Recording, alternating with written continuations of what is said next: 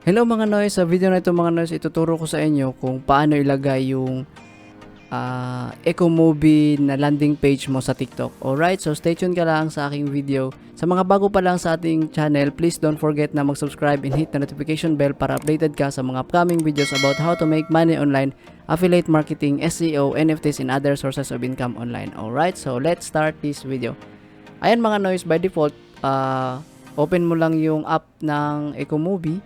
And then click mo itong landing page. Ayan, or tap mo yung landing page. Once na natap mo na yan landing page, may makikita ka dyan na may mata or eye icon. Tap mo yan. And then copy mo itong link. Ayan, copy. And then sa TikTok account mo, kailangan ang TikTok account mo is naka-business profile siya. Ayan, naka-business profile siya.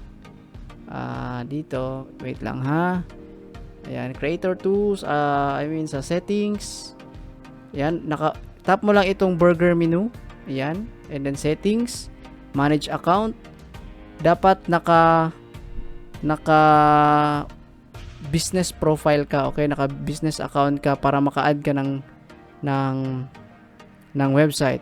Ayan, edit profile, and then i-add mo dito under sa may bio. Ayan, sa may bio. Add mo dyan. Yan, paste mo yung website mo and then good to go na yan. Kung meron kayong question about sa pag-add ng landing page mo sa TikTok, please comment down below mga Noise. So, ganun lang kasimple, no? Ang pag-add ng landing page mo sa TikTok.